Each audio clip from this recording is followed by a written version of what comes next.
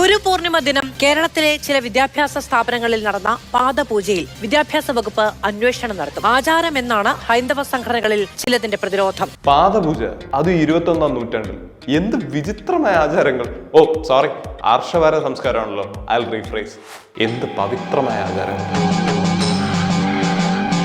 ഒരു സംശയം മാത്രം, നാളെ ഈ സംസ്കാരത്തിന്റെയും ആചാരത്തിന്റെയൊക്കെ പേരിൽ ഗുരുദക്ഷിണയായിട്ട് തള്ളവിരൽ മുറിച്ച് വാങ്ങുമോ എനിക്കറിയില്ല. എല്ലാവരും അറിഞ്ഞു കാണുമല്ലോ, ഗുരുപൂർണിമ ദിനത്തിൽ കേരളത്തിലെ സ്കൂളുകളിൽ നടന്ന പാദപൂജയെ പറ്റി. ആചാരം എന്ന് ചിലർ, ആചാരങ്ങളിൽ സ്കൂളിൽ വേണ്ട എന്ന് മറ്റു ചിലർ, ആചാരത്തിന്റെ പേരിൽ കാണിക്കുന്ന ശുദ്ധ തെണ്ടിത്തരം എന്ന് ഞാൻ പറയും. വേറൊന്നുമല്ല, ബൈ ചോയ്സ് ആരെങ്കിലും ഇതൊക്കെ പുറത്തു വെച്ച് ചെയ്യുകയാണെങ്കിൽ ചെയ്തോട്ടെ, ഒരു പ്രശ്നമില്ല. പക്ഷേ പല മതങ്ങളിൽ അല്ലെങ്കിൽ പല സംസ്കാരങ്ങളിൽ നിന്ന് വരുന്ന കുട്ടികൾ പഠിക്കുന്ന സ്കൂളിൽ ഇങ്ങനൊരു ആചാരം നടത്തുമ്പോൾ അതിന് ഒരുപാട് പ്രശ്നങ്ങളുണ്ട്. പിന്നെ എന്റെ അഭിപ്രായത്തിൽ ഒന്നും അറിയാത്ത കുട്ടികളെ കൊണ്ട് കാല് കഴുകിച്ചല്ല ഗുരുവിനോടുള്ള ബഹുമാനം കാണിക്കേണ്ടത്. ബഹുമാനം കാണിക്കാൻ ആരുടെയും കാല് കഴുകണ്ട, കുനിഞ്ഞു കുമ്പിടണ്ട. അത് മനസ്സിലുണ്ടായാൽ മതി. എന്ത് മനസ്സിലുണ്ടായാൽ മതി? ബഹുമാനം.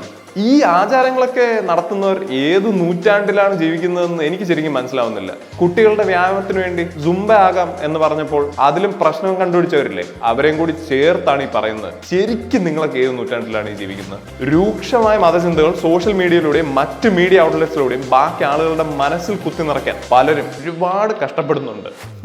അതോരം നിർത്താനും പോകുന്നില്ല. പക്ഷെ അത് സ്കൂൾ കുട്ടികളോടാവുമ്പോൾ പ്രതികരിച്ചേ പറ്റൂ. അത് സ്കൂൾ കുട്ടികളോട് വേണ്ട.